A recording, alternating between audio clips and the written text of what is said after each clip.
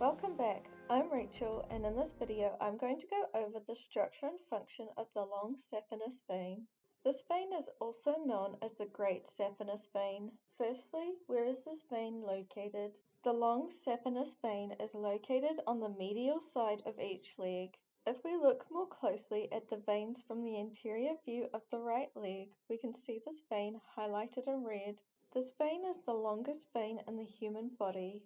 Where does this vein originate? This vein originates and receives blood on the medial side of the foot as a continuation of the medial marginal vein.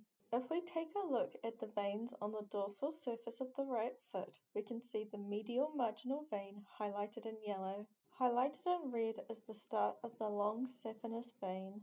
What is the course of this vein? This vein runs proximally up the medial side of the foot, then runs anterior to the medial malleolus of the tibia bone, then up the medial side of the lower leg. At the knee, it runs posterior to the medial epicondyle of the femur bone. It then runs up the medial side of the thigh. This vein ends by draining into the femoral vein.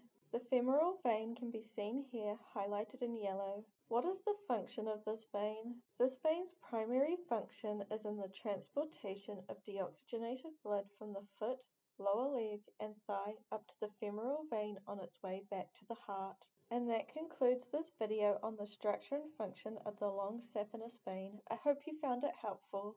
Thank you for watching. If you want to support this channel, please subscribe and check out more of my videos.